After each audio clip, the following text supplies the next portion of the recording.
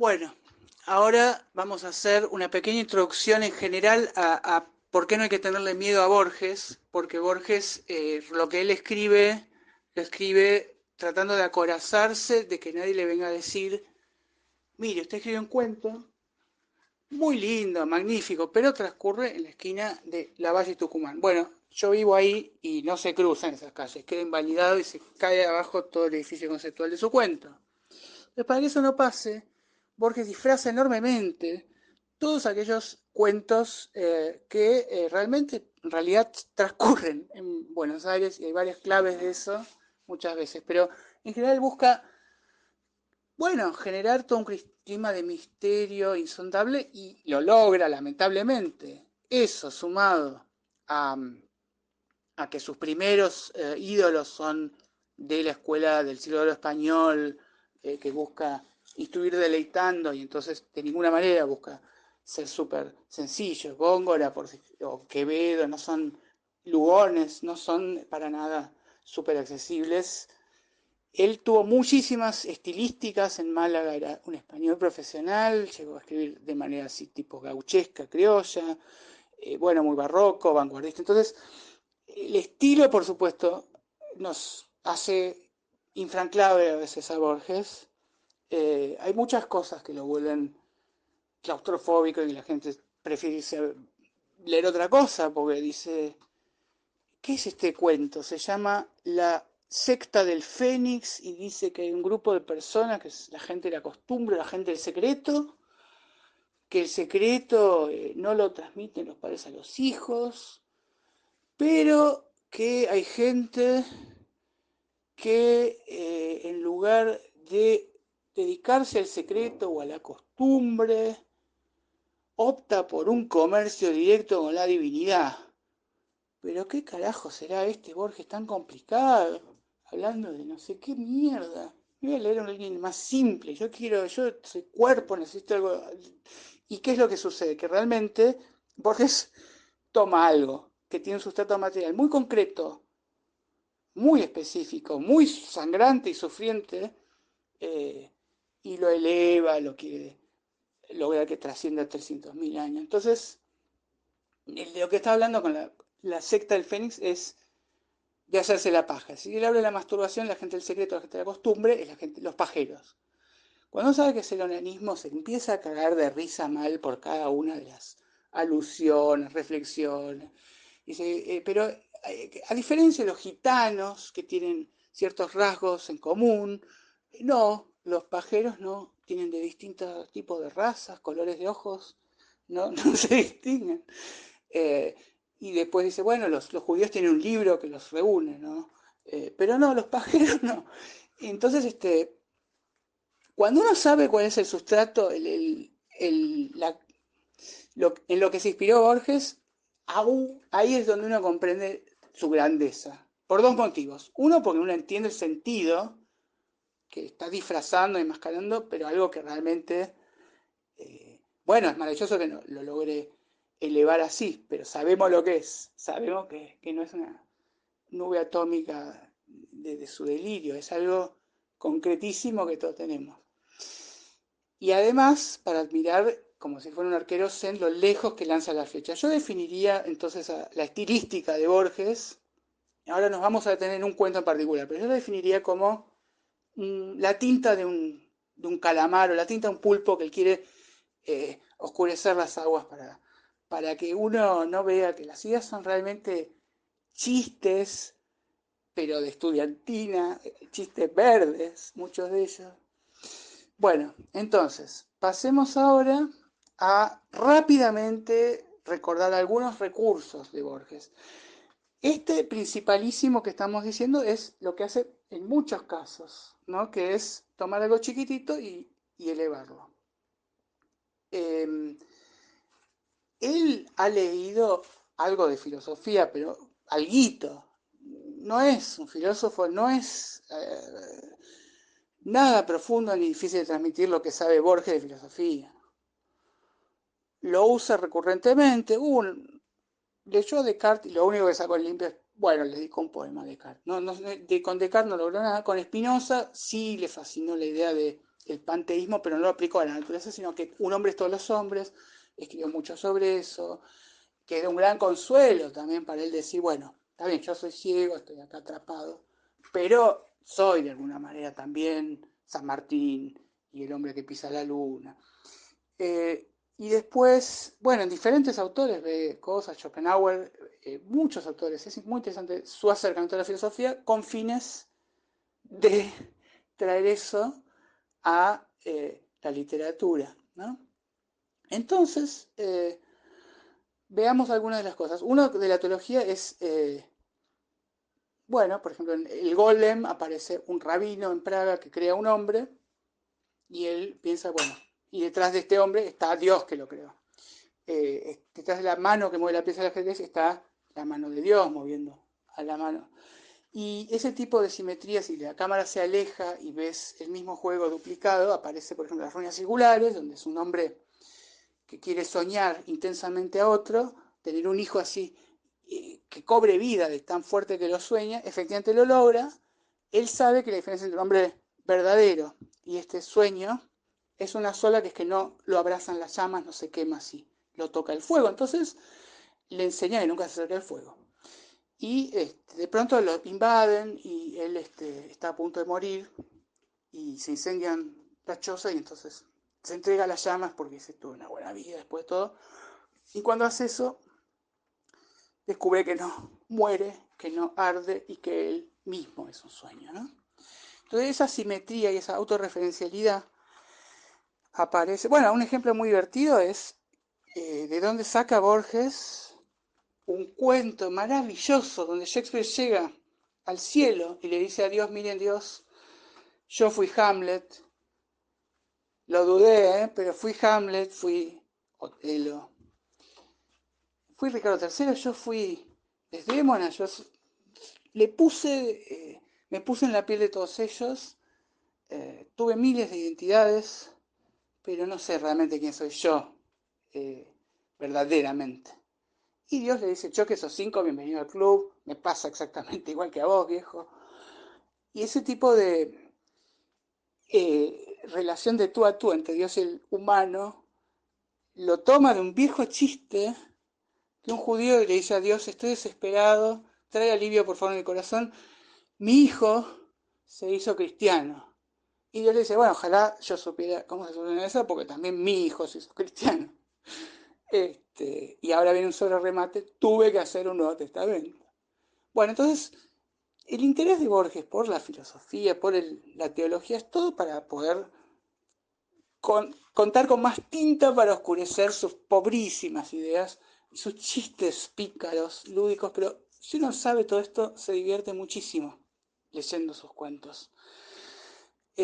Un ejemplo de reducción al absurdo es la Biblioteca de Babel.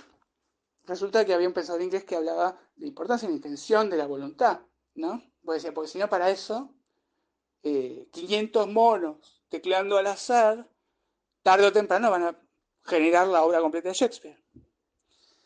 Pero sin saber, van a salir de largo, van a decir, digamos, simplemente es la combinación, agotar las combinaciones posibles de letras, ¿no? Entonces Borges toma eso como hace Monty Python, que dice partimos del remate y lo extendemos, y hace un cuento donde está en una biblioteca, es la biblioteca total, donde aparece todo lo escribible, que no es necesariamente legible, ¿no?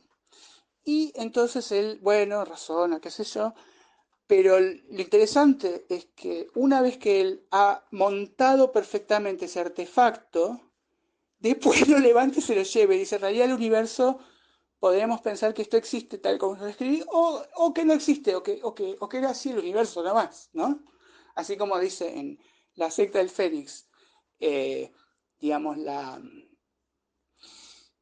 masturbación ya es tan popular y ya propagando tanto que alguien no ha dudado en afirmar que ya es instintiva, que es también una burla feroz contra todas esas modas eh, francesas exageradísimas, miopes, que decían que todo es cultural. Y vos decís, bueno, yo soy el primero en amar que no tener que sufrir un cuerpo al que meterle algo en la cara y defecar, me encantaría que no hubiera cuerpo, pero algo biológico hay. Y entonces son bromas, inversiones todas súper divertidas para quien ya entiende cómo juega Borges, ¿no? Más allá de que hay muchísimas cosas extraordinariamente geniales de Borges, su capacidad para encontrar las mejores citas de cada autor, eh, su capacidad para mezclar cosas, poner a los vikings en la mitología hebrea, como es prodigioso también como traductor así increíblemente mejora todas las traducciones sin ningún tipo de fidelidad. Eh, a Kafka en dos cuentos, los únicos dos cuentos que le tradujo, le da ironía inglesa, le suprime párrafos. Bueno, entonces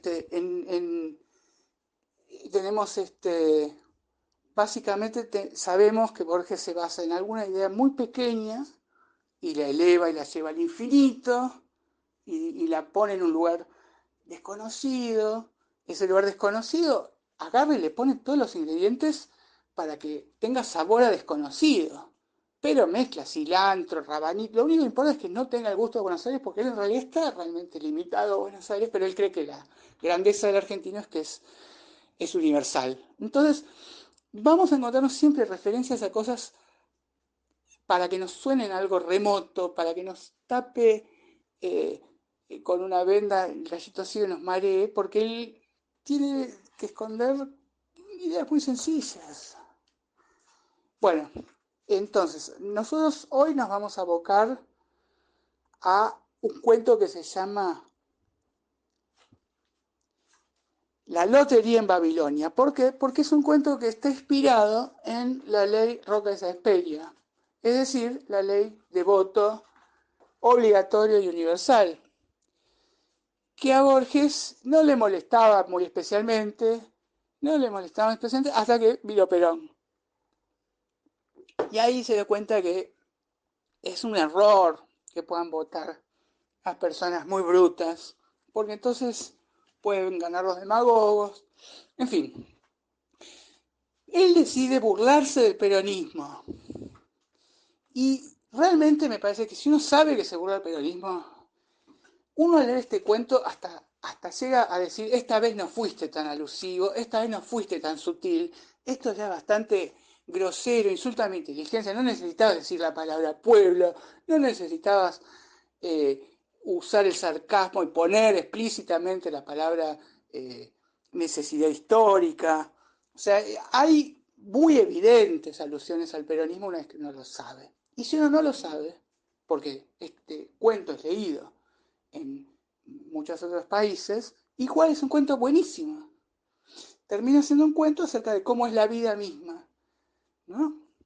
Como es, así como es una biblioteca llena de palabras, algunas de ellas perfectas y otras que no significan nada, lo mismo vamos a ver ahora es la lotería en Babilonia, ¿no? Como todos los hombres en Babilonia, he sido procónsul, como todos esclavos. También he conocido la omnipotencia, el aprobio, las cárceles. Él usa muchísimo la enumeración caótica. Es un recurso así, ¿no? Miren, él es un gran inventor de recursos, por ejemplo. Borges, un recurso que usa que yo no se lo vi hacer a ningún jugador del fútbol argentino. Voy a digamos, futbolizar a Borges porque es nuestro Messi y sin embargo parece inaccesible. Bueno, hay una cosa que hace que es, hacia 1400 el padre Bartolomé Las Casas sintió infinita lástima hacia los indios que se extenuaban en las minas de cobre, y mandó a importar negros para que se extenuaran en las minas de cobre. Y dice cada una de las palabras de nuevo, dotándola de peso y de transparencia, porque normalmente una palabra revela su condición de eh, reemplazable. Karl Kraus, el satírico vienes, decía, yo tengo que convertir a la palabra, que es la puta universal, en virgen. Entonces, Borges, con esa repetición, es como si yo dijera, yo enseño español a los alemanes que ignoran la lengua española y enseño alemán a los españoles que ignoran la lengua alemana. Nadie lo diría así, nadie diría, y viceversa. Pero al decirlo así, cobra mucho sentido cada palabra que dice, pero además, contraintuitivamente, no es que se detenga la lectura, se haga farragosa y plumbea, todo lo contrario, porque el lector ya conoce cada una de las palabras que vienen en esa larga frase y las saltea o las pasa rápida. Bueno, hay muchísimos recursos, la forma de condensar la adjetivación, para dar cuenta de la vastedad del Río de la Plata, la describe con el río color del el río color del desierto, y el desierto es de una anchura inmensa. Es un maestro del lenguaje, por supuesto, muchas cosas que se pueden decir, pero si nos centramos simplemente en que podamos disfrutar de sus cuentos, vamos a disfrutar este cuento viendo que es divertidísimo. ¿Mm? Bueno, entonces, dice, miren, a mi mano derecha le falta el índice. Miren, por este desgarrón de la capa, se ve en mi estómago un tatuaje bermejo. Es el segundo símbolo, Beth. Él trabaja mucho con el alfabeto hebreo. ¿Por qué? Porque es raro. Si hubiera estado de moda no le interesaba, porque quería poner cosas raras, pone todas cosas raras, pone cosas humanas, hebreas, lo que sea, para que vos te olvides que es un pobre ciego que está en Buenos Aires y que este cuento habla de algo muy chiquito, ¿no? Entonces dice, esta letra en las noches de luna llena me confiere poder sobre los hombres cuya marca es Gimel, pero me subordina a los de Aleph. Aparece de vuelta Aleph acá ya. Que en las noches sin luna deben obediencia a los de Gimel. En el crepúsculo del alba, le encanta a Borges haber descubierto que crepúsculo no solo es la tarde, sino también hay un crepúsculo de la mañana. Eso lo dice siempre. El crepúsculo del alba en un sótano, eyuculado ante una piedra negra, toros sagrados. Durante un año de la luna he sido declarado invisible. Gritaba y no me respondían. Robaba pan y no me decapitaban. Es muy interesante, ¿no? Porque otro autor diría, en mis tierras, una de las cosas que hacemos es robar pan y nos decapitan. Este otro dice, bueno, ya nos mete mucho más de lleno al contar como un rasgo subordinado, lo que contaría otro autor, ¿no? He conocido lo que ignoran los griegos, la incertidumbre, porque los griegos eran deterministas, ¿no? Con toda la belleza de la mitología griega, es cierto que creían en la gran rueda de la historia, como diría Marx, inspirado en el ritmo histórico de griego. O sea, verdaderamente los hebreos tenían la carnadura humana, digamos, ética y la épica mucho más valerosa, de que no está escrito nada y las cosas van a ser como volasadas. He conocido lo que ignoran los griegos, la incertidumbre. En una cámara de bronce ante el pañuelo silencioso del estrangulador, la esperanza me ha sido fiel. En el río de los deleites, el pánico.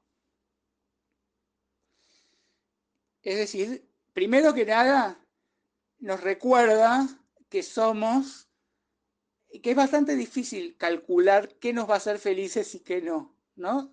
Miren esta frase, dice, ante el pañuelo silencioso y estrangulador, la esperanza me ha sido fiel. O sea, era un momento muy adverso, pero él estaba bien, está esperanzado. Y en el río de los deleites, el pánico. En un momento de gran goce, miedo. Bueno, Heráclides Póntico refiere con admiración que Pitágoras recordaba haber sido Pirro, y antes Euforbo, y antes algún otro mortal. ¿Por qué? Bueno, esto de la reencarnación, esta influencia oriental existió muy tempranamente, ¿no? Hay muchos poemas muy bellos, y es muy gracioso pensar que Nietzsche empieza su carrera como filólogo del helenismo clásico, donde lo primero que hace es publicar su gran descubrimiento de que había dos grandes ideales griegos, lo ordenado, lo apolíneo y lo dionisíaco. Lo echan de una patada en el orto, diciendo que es un joven arrogante e imbécil que inventa pelotudes, y es verdad que eso no estaba en los griegos. Luego desarrolla su obra independiente y llega por sí mismo, cree él, al eterno retorno, que en realidad sí estaba en los griegos. Porque están incluso en el romano Lucrecio, porque es la idea de que el número de átomos o de combinaciones de átomos posibles es finito, entonces están condenados a repetirse y todo va a volver a pasar. Que eso después lo toma Kundera en el comienzo del insoportable del ser, diciendo, bueno, este ideal no es tan ideal, porque los franceses están súper orgullosos, los franceses de la Revolución Francesa, porque no viene de cuando en cuando, una y otra vez, Robespierre guillotinando cabeza. Bueno, pero continuemos con esto.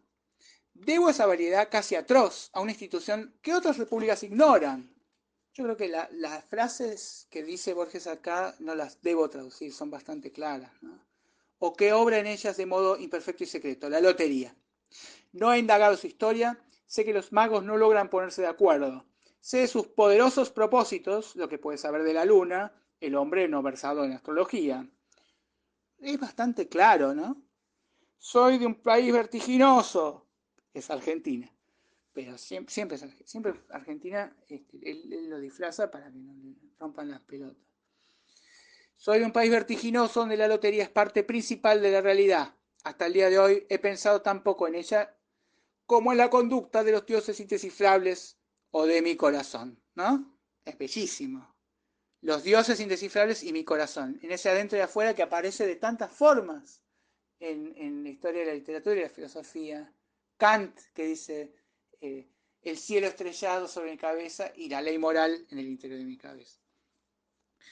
Ahora, lejos de Babilonia y de sus queridas costumbres, pienso con alguna asombro en la lotería y en las conjeturas blasfemas que en el crepúsculo murmuran los hombres velados, ¿no? Murmuran, velados, todas cosas para oscurecer un poquito las aguas. Mi padre refería que antiguamente, cuestión de siglos, de años, la lotería en Babilonia era un juego de carácter plebeyo. Refería, ignoro si con verdad, que los barberos despachaban por monedas de cobre, rectángulos de hueso o de pergamino, adornados de símbolos. En pleno día se verificaba un sorteo, los agraciados recibían, sin otra corroboración de las monedas acuñadas de plata. El procedimiento era elemental, como ven ustedes. No es elemental, es el procedimiento usual de cualquier lotería normal. Naturalmente esas loterías fracasaron, su virtud moral era nula. No se dirigían a todas las facultades del hombre, únicamente a su esperanza. Ante la indiferencia pública, los mercaderes que fundaron esas loterías venales comenzaron a perder el dinero. Alguien ensayó una reforma, la interpolación de unas pocas suertes adversas en el censo de números favorables, ¿no? O sea, hasta ahora veníamos que él dice, teníamos la lotería como la tienen en todas partes, como la Quiniela Nacional, Provincial, Vespertina, Montevideo, las dos cifras. Pero nadie jugaba porque no tenía mucha gracia, podían ser premios. Entonces le metemos también que de cuando en cuando te puede salir un castigo y tienes que pagar la multa, ¿no?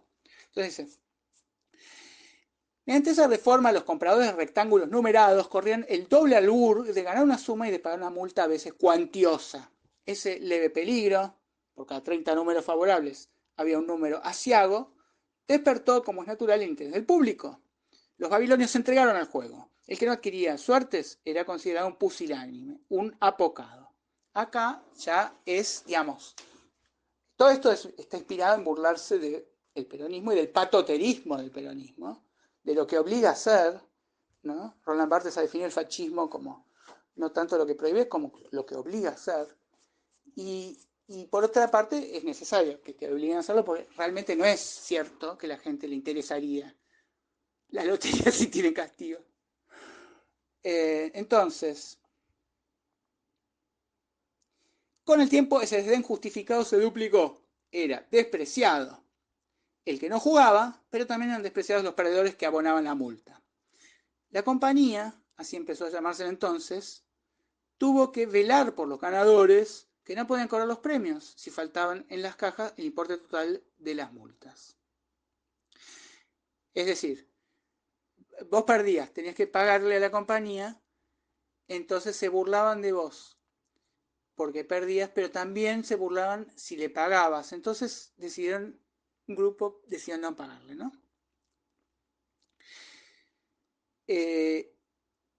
Entabló una demanda a los perdedores. El juez los condenó a pagar la multa original y las costas del juicio, o a unos días de cárcel. Todos optaron por la cárcel para defraudar a la compañía. De esta bravata, de unos pocos, nace el todo por de la compañía, su valor eclesiástico, metafísico.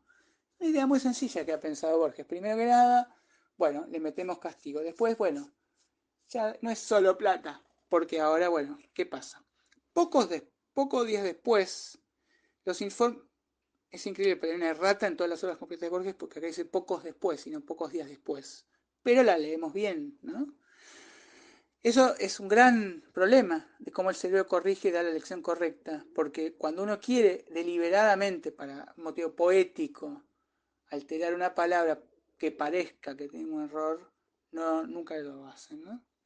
Poco después, los informes de los sorteos omitieron las enumeraciones de multas y se limitaron a publicar los días de prisión. Es decir, ya se sabía que no iba a pagar, el que tiene un castigo tiene que pagar 50.000 pesos, el tipo prefiere ir a la cárcel. Entonces le pone, bueno, te salió sorteado 4 días de cárcel. Ese laconismo casi inadvertido en su tiempo, fue de importancia capital. Fue la primera aparición en la lotería de elementos no pecuniarios, o sea, de elementos que no tienen que ver con el dinero. El éxito fue grande, instada por los jugadores, la compañía se vio precisada a aumentar los números adversos. La lotería es cada vez más popular y pongámosle más castigos, más días de cárcel, pueden tocar más días de cárcel, ja. Nadie ignora que el pueblo de Babilonia es muy devoto de la lógica y aún de la simetría. Era incoherente que los números faustos se computaran en redondas monedas y los infaustos en días y noches de cárcel. Algunos moralistas razonaron que la posesión de monedas no siempre determina la felicidad. Otras formas de la dicha son quizá más directas. Otra inquietud cundía en los barrios bajos. Los miembros del colegio sacerdotal multiplicaban las puestas y gozaban de todas las vicisitudes del terror y de la esperanza. Los pobres, con envidia razonable o inevitable, se sabían excluidos de ese vaivén notoriamente delicioso. Creo que se entiende esta prosa de Borges. O sea, los pobres no podían comprar billetes de lotería y entonces se veían excluidos de esa posibilidad de recibir un premio o un castigo. El justo anhelo de que todos, pobres y ricos, participasen por igual en esa lotería inspiró una indignada agitación cuya memoria no han desdibujado los años. Algunos obstinados no comprendieron o simularon no comprender que se trataba de un orden nuevo, de una etapa histórica necesaria. Para mí es bastante hasta machacón en que está hablando del peronismo al decir esta frase, ¿no? Un esclavo robó un billete carmesí, que en el sorteo lo hizo acreedor a que le quemaran la lengua. El código fijaba esa misma pena para el que robaba un billete. Algunos babilonios argumentaron que merecía el hierro candente en su calidad de ladrón, otros magnánimos que el verdugo debía aplicárselo porque así lo había determinado el azar. Es decir, le van a aplicar un mismo castigo, pero debaten, es como una alusión a todos los debates al pedo en la historia, como si la Virgen María sigue siendo virgen después del parto, no solo pasó toda la cabeza de Jesús. Bueno, es como ese dicho ahí, al pavo no le importa si vos lo matás para Pesaj o para Rosh Hashanah. Hubo disturbios, hubo efusiones lamentables de sangre, pero la gente babilónica impuso finalmente su voluntad contra la oposición de los ricos. El pueblo consiguió con plenitud sus fines generosos. En primer término logró que la compañía aceptara la suma del poder público. Esto es una cargada contra el 17 de octubre, el operativo Clamor, como que generosamente Perón acepta tomar todos los ministerios y volverse dictadura. En segundo término, logró que la lotería fuera secreta, gratuita y general. Secreta, gratuita, general. Palabras de la ley Sáenz Peña. Quedó abolida la venta mercenaria de suerte. Ya iniciaban los misterios de Bell, todo hombre libre automáticamente participaba en los sorteos sagrados que se efectuaban en los laberintos del dios cada 60 noches que determinaban su destino hasta el otro ejercicio. Las consecuencias eran incalculables. Una jugada feliz podía motivar su elevación al concilio de magos, o la prisión de un enemigo, notorio o íntimo, o el encontrar en la pacífica tiniebla del cuarto la mujer que empieza a inquietarnos. Acá aparece Borges, nada misógino, pero puso la mujer, no a la mujer. Es una cosa. O que no esperábamos rever. Una jugada adversa, la mutilación, la variada infamia, la muerte. A veces un solo hecho, el tabernario asesinato de la C, la apoteosis misteriosa de B, era la solución genial de 30 o 40 sorteos. Combinar las jugadas era difícil, pero hay que recordar que los individuos de la compañía eran y son todopoderosos y astutos. En muchos casos, el conocimiento de que ciertas felicidades eran simple fábrica del azar hubiera aminorado su virtud. Para eludir ese inconveniente, los agentes de la compañía usaban las sugestiones y la magia, ¿no? O sea, yo, por ejemplo, para mí mi sueño es poder, qué sé yo, conocer una parte mora de España. Bueno, me sale un viaje, una beca a enseñar Borges allá. Si yo supiera que lo armó eso todo a propósito de la compañía de la lotería, no lo disfrutaría tanto como si ellos lo hacen muy disfrazadamente y con carpa, ¿no? En muchos casos, el conocimiento de esto, bien, sus manejos eran secretos. Para indagar las íntimas esperanzas e íntimos terrores de cada cual disponían de astrólogos y espías. Había ciertos leones de piedra, una letrina sagrada llamada Cuac, había unas grietas. Se habla de la grieta, Borges, en un polvoriento acueducto que según opinión general daban a la compañía. Las personas malignas o benévolas depositan delaciones en esos sitios. Un archivo alfabético recogía esas noticias de variable veracidad. Increíblemente nos faltaron murmuraciones, ¿no? Hay todo caso de corrupción, de actos de terrorismo del peronismo, es que es increíble, cómo dudan de la nobleza de la compañía. La compañía, con su discreción habitual, no replicó directamente, prefirió borrasquear en los escombros de una fábrica de caretas un argumento breve que ahora figura en las escrituras sagradas. Fíjense que al poner la palabra caretas está explicando que son unos mentirosos, unos sinvergüenzas, pero lo pone con ese recurso. Esa pieza doctrinal observaba que la lotería es una interpolación del azar en el orden del mundo. Que aceptar errores no es contradecir el azar, es corroborarlo. Observaba asimismo que esos leones y ese recipiente sagrado, aunque no desautorizados por la compañía, que no renunciaba al derecho de consultarlos, funcionaban sin garantía oficial. Como muchísimas cosas de anuncios oficiales del peronismo. No tenemos nada que ver con esto, pero nos reservamos el derecho de usarlo igual. Esa declaración apaciguó las inquietudes públicas, también produjo otros efectos, acaso no previstos por el autor. Modificó hondamente el espíritu y las operaciones de la compañía. Poco tiempo me queda, nos avisan que la nave está por zarpar, trataré igual de explicarlo. Por inverosímil que sea, nadie había ensayado hasta entonces una teoría general de los juegos.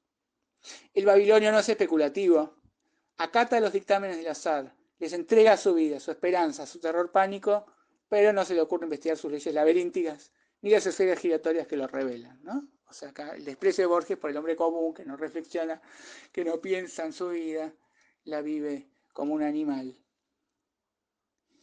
Sin embargo, la declaración oficiosa que mencionaba inspiró muchas discusiones de carácter jurídico-matemático. En una de ellas nació la conjetura siguiente: si la lotería es una intensificación del azar, una periódica infusión del caos en el cosmos, ¿no convendría que el azar interviniera en todas las etapas del sorteo y no en una sola? Acá a Borges le encanta divertirse, agarrar el remate y partir de él y extenderlo, y a él le divierte. Pero si él fuera mi alumno en tercer literario, yo le habría dicho, bueno, acá la broma ya pasó, acá cercenalo, si no se te van a ir los lectores. No es irrisorio que el azar dicte la muerte de alguien y que las circunstancias de esa muerte, la reserva, la publicidad, el plazo de una hora de un siglo no estén sujetas al azar también. Es decir, a mí me toca de premio un chocolate, pero ahora tienen que sortear si es 60% de cacao, si es de 100 gramos o 50, todo tiene que ser sorteado. Esos escrúpulos tan justos provocaron al fin una considerable reforma, cuyas complejidades, agravadas por un ejercicio de siglos, no entienden sino algunos especialistas, pero que intentaré resumir siquiera de un modo simbólico. Imaginemos un primer sorteo que dicta la muerte de un hombre. Para su cumplimiento se procede a otro sorteo que propone, digamos, 9 ejecutores posibles. De esos ejecutores, 4 pueden iniciar un tercer sorteo que da el nombre del verdugo. 2 pueden reemplazar la orden adversa por una orden feliz, el encuentro de un tesoro, digamos. Otro exacerbará la muerte, la hará infame o la enriquecerá de torturas. Otros pueden negarse a cumplirla. Tal es el esquema simbólico, pero en realidad el número de sorteos es infinito. Ninguna decisión es final, todas se ramifican en otras. Los ignorantes suponen que infinitos sorteos requieren un tiempo infinito. En realidad basta que el tiempo sea infinitamente subdivisible, como le enseña la famosa parábola del certamen con la tortuga. Acá se refiere a la famosa parábola de Aquiles corre una carrera con una tortuga. Es una parábola que enunció Zenón de Elea, es una parábola muy clásica, pero no tendría ahora en la actualidad que somos tan prácticos mucha gracia, porque no le veríamos el costado de posibilidad real, ¿no? Es una paradoja que dice que si Aquiles da un paso, la tortuga da medio milimétrico paso, y después Aquiles da 2 pasos y la tortuga da 2 milímetros, y hace una correlación así que haría que nunca pueda llegar teóricamente a Aquiles, pero tiene la misma lógica que decir, el profesor va a tomar una prueba sorpresa. El profesor va a tomar una prueba sorpresa eh, la semana que viene. No va a decir qué día. Puede ser lunes, puede ser martes, puede ser miércoles.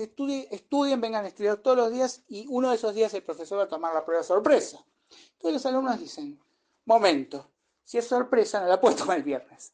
Porque llegado el jueves, todos ya sabemos que va a ser la prueba el viernes. Por lo tanto, queda excluido el viernes. Y al quedar excluido el viernes, el último día posible es el jueves. Pero bueno, llegado el miércoles, si él no la tomó el miércoles, sabemos que va a ser, por lo tanto no puede ser jueves. Y así, por lo tanto, no puede ser miércoles, por lo tanto no puede. Bueno, es igual de, digamos, el efecto en la realidad es igual de nulo que en esa paradoja. Pero de lo que se habla ahí, así como se habla en muchas discusiones de teología, de cómo puede existir, bueno, de lo que se habla es de infinitos y de la diferencia entre algo infinitamente subdivisible o las infinitas combinaciones de átomos finitos son estos juegos especulativos que erigen a la magnificencia más elevada las ocurrencias de Borges, ¿no? Bueno, entonces sigamos rápidamente. Bueno, ya termina.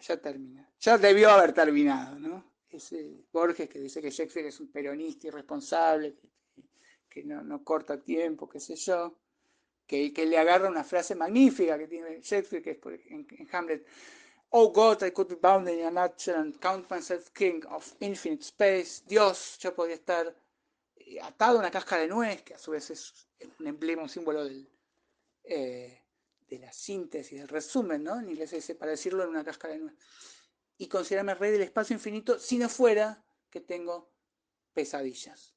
¿No? Como 2 vueltas sobre sí misma, sobre la enorme importancia que tiene mi posición subjetiva, porque ya puedo estar en un lugar de mierda y elevarme y soñar que soy un rey. Y a su vez vuelve mi subjetividad a cagarme la vida y hacerme soñar pesadillas. Y la corta esa frase. Bueno, y todo eso, y este cuento igual no lo corta. Porque se está cagando la risa, la quiere seguir, inventa, se le ocurren más ideas, una más laberíntica, más chiquitita. Entonces dice, bueno, esa infinitud condice de admirable manera con los sinuosos números del azar y con el arquetipo celestial de la lotería que adoran los platónicos. Algún eco deforme de nuestros ritos parece haber retumbado en el Tíber, el Lampridio. En la vida de Antonino Heliogábalo refiere que este emperador escribía en conchas la suerte que destinaba a los convidados, de manera que uno recibía 10 libras de oro y otros 10 moscas, 10 lirones, 10 osos. Bueno, no existe este autor. Borges tiene la impunidad absoluta de inventarlo porque no había Wikipedia, porque nadie además se molestaba en cotejar, porque son cosas que solo Borges sabe. También hay sorteos impersonales, de propósito indefinido. Una decreta que se arroje a las aguas del Éufrates un zafiro de Topravana. Acá está como, de vuelta, usando como su palabra milimétrica para cosas exóticas, para teñir todo de rareza. Otro que desde el techo de una torre se suelte un pájaro. Otro que cada siglo se retire o se añada un grano de arena en los innumerables granos que hay en la playa. Porque Borges creía que cada pequeño detalle incidía en todo lo demás y que estamos todos interconectados. Creía, digamos, en el efecto mariposa.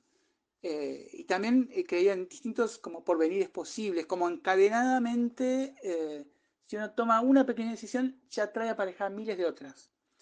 Bueno, bajo el influjo bienhechor de la compañía, nuestras costumbres están saturadas de azar.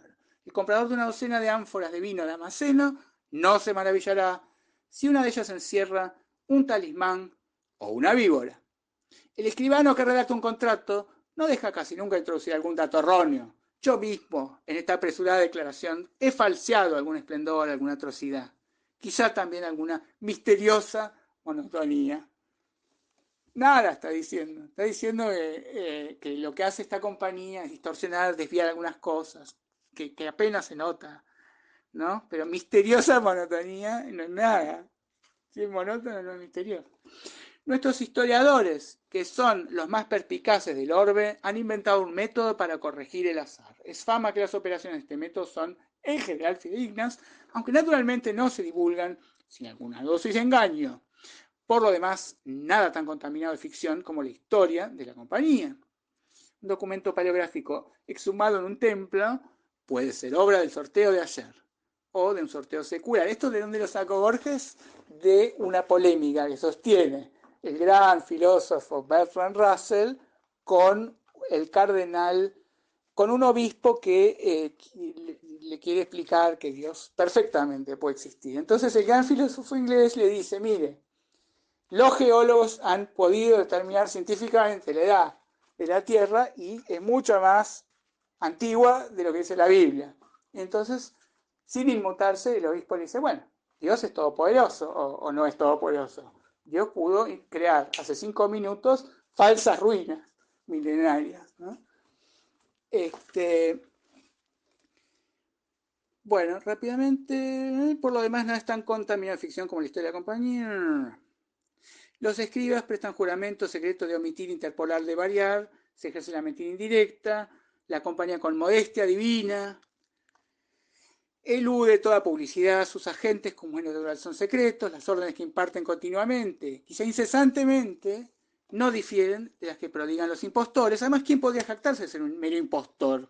El ebrio que improvisa un mandato absurdo, el soñador que se despierta de golpe y ahoga con las manos a la mujer que duerme a su lado. ¿No ejecutan acaso una secreta decisión de la compañía?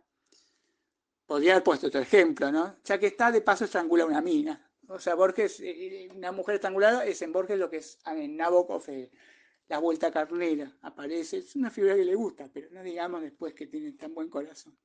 Ese funcionamiento silencioso comparable al de Dios provoca toda suerte de conjeturas. Algunas abominablemente insinúan que desde hace ya siglos no existe la compañía. El sacro desorden de nuestras vidas es puramente hereditario tradicional. Otra, la juzga eterna, enseña que perdurará hasta la última noche, cuando el último Dios anonade el mundo. Otra declara que la compañía es omnipotente, pero solo influye en cosas minúsculas, en el grito de un pájaro, en los matices de la rumbre y del polvo, entre los entresueños del alba. ¿No? Él quería meter eso, quería meter algo. Él leyó en Kafka una cosa que le causó mucha gracia, que era que el Mesías va a venir, pero un día después de lo que hubiera sido útil y necesario, ya totalmente al pedo. Entonces sí, Dios existe, pero interviene en el grito de un pájaro, una boludez que no cambia, no le arreglan la vida a nadie.